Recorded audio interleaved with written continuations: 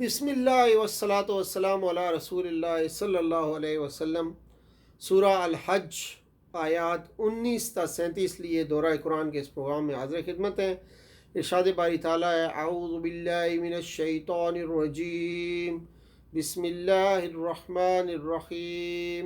ھذان خصمان اختصموا فی ربہم فالذین کفروا قطعت لهم ثیاب من نار یصب من فوق رؤوسهم الحمیم یسحر به ما فی بطونهم والجلود۔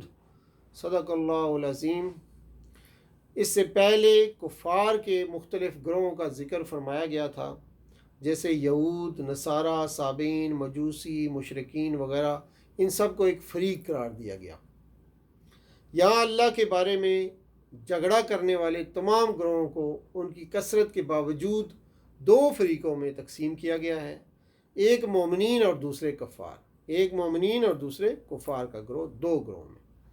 مومنین وہ ہیں جو اپنے رب کی سب باتوں کو من و عن تسلیم کرتے ہیں اور اس کے احکام کے آگے سر بسجود رہتے ہیں۔ کفار، یہود، نصارہ، مجوسی، صابئین، مشرکین وہ ہیں جو ربانی ہدایات کو قبول نہیں کرتے اور اس کی اطاعت کے لیے سر نہیں جھکاتے۔ یہ دونوں فریق بحث و مناظرہ میں اور جہاد و قتال میں ایک دوسرے کے مد مقابل رہتے ہیں، جیسا کہ میدان بدر میں ہوا۔ یہاں اوپر کے گروہوں کا ذکر ان کے ظاہری تعداد کو نظر انداز کر کے ان کی اصل حقیقت کے اعتبار سے ہوا ہے۔ بظاہر تو یہود و نصارہ، صابئین، مجوسی، مشرکین الگ الگ گروہ تھے، لیکن اسلام کی مخالفت میں یہ سب مشترک تھے۔ اسی وجہ سے قرآن نے الکفر ملت واحدہ کے اصول کے مطابق ان سب کو ایک پارٹی قرار دیا ہے، خواہ اس کے اندر آپس میں کتنے اختلافات ہوں اور اس کے کفر نے کتنی ہی مختلف صورتیں اختیار کر لی ہوں، اور ان کے مقابل مسلمانوں کو ایک مستقل پارٹی کی حیثیت دی ہے اور اسی حیثیت سے دونوں کے انجام کو بیان فرمایا ہے۔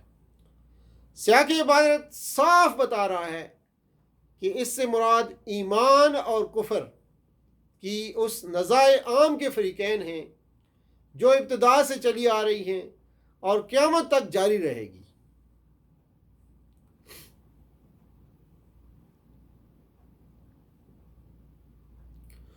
یسحرو، سحرو مصدر سے کلمہ ہے یسحرو،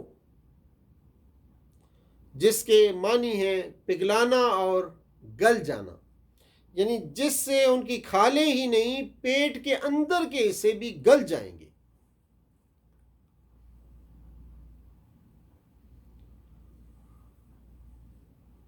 وَلَهُمْ مَقَامِعٌ مِّنْ حَدِيدٍ، یعنی مقامِ مقمعۃن کی جمع ہے ہتھوڑے اور گرز کو کہتے ہیں، یعنی ان کو مارنے کے لیے لوہے کے گرز ہوں گے۔ وَہُدُوا إِلَى الطَّيِّبِ مِنَ الْقَوْلِ، ان کو پاکیزہ بات قبول کرنے کی ہدایت بخشی گئی۔ اگرچہ پاکیزہ بات کے الفاظ عام ہیں، مگر اس سے مراد وہ کلمہ طیبہ اور عقیدہ صالحہ ہے جس کو قبول کرنے کی بنا پر وہ مومن بنے۔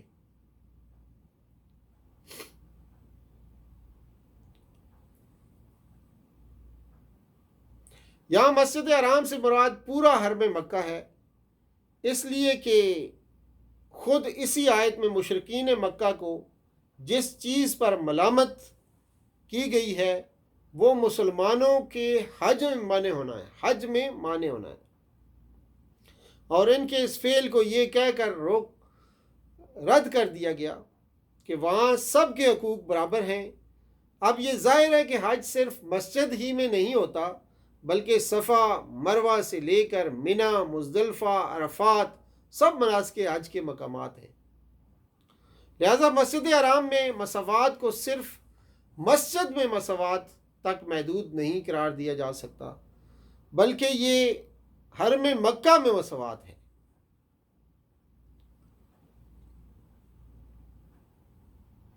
العاکف کا لفظ استعمال عاکف عکوف المصدر سے ہے، جس کے معنی تعظیم کے طور پر کسی چیز کی طرف متوجہ ہونے اور اسے لازم پکڑنے کے ہیں۔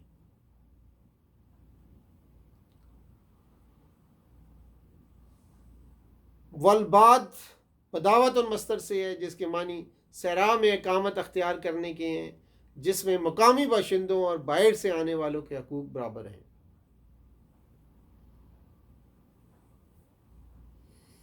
اس مسجد حرام میں جو بھی راستے سے ہٹ کر ظلم کا طریقہ اختیار کرے گا، اسے ہم دردناک عذاب کا مزہ چکھائیں گے۔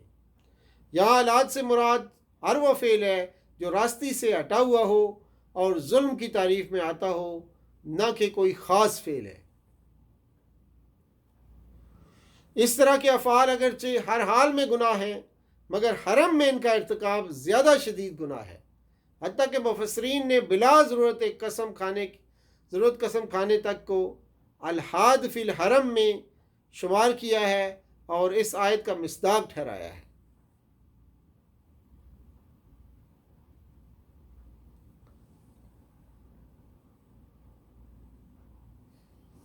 بوانا کا لفظ استعمال ہوا ہے، وَإِذَا بَوَّانَا ابراہیم مکان البیت اللہ تشرک بی شیئا۔ بوانا جو ہے بواؤن اس کا مادہ ہے، جس کے معنی ہے ٹھکانہ، درست کرنا اور جگہ ہموار کرنا۔ مقصود کلام یہاں یہ بتانا ہے کہ اول روز ہی سے یہ گھر اللہ کی بندگی کے لیے تعمیر کیا گیا تھا اور تمام اللہ پرستوں کو یہاں حج کے لیے آنے کا اذن عام تھا۔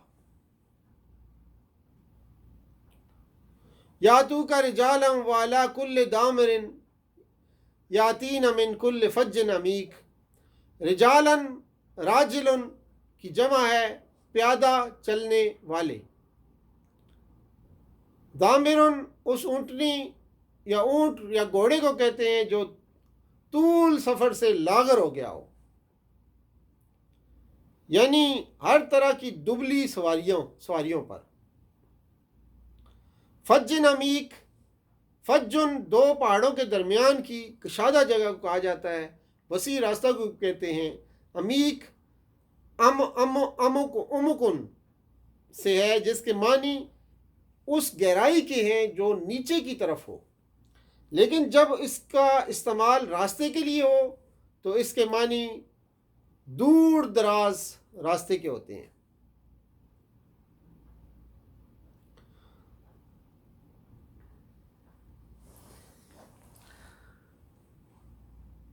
تفسہم، تفس و میل کچیل کو کہتے ہیں۔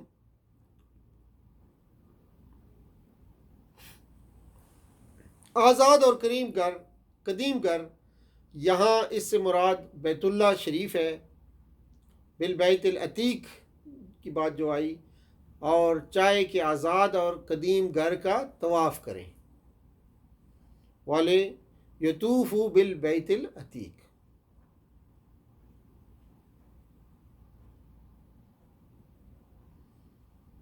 پست اور نشیبی زمین کو کہتے ہیں، اسی سے اخبات ہے، یعنی خبت۔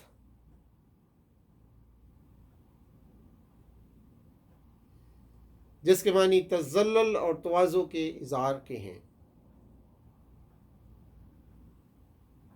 یعنی جو کچھ مل جائے اس پر راضی ہو جائے اور صابر اور سوال نہ کرنے والا فقیر۔ القانے قنون مصدر سے یہ بنا ہے۔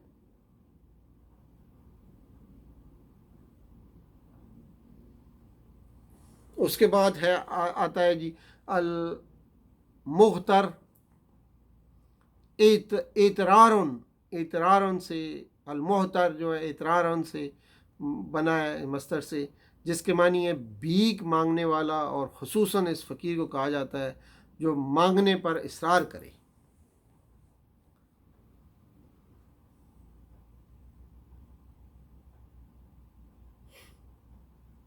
آیات میں جو اسباق تھے وہ آپ کے سامنے مختصر طور پر پیش کیے، اور چند مشکل الفاظ کے بھی معنی آپ کے سامنے رکھے۔ اسی پہ اکتفا کرتے ہیں۔ وآخر دعوانا ان الحمدللہ رب العالمین، والسلام علیکم ورحمۃ اللہ وبرکاتہ، صلی اللہ تعالیٰ علی خیر خلقہ محمد وعلی آلہ وصحبہ اجمعین۔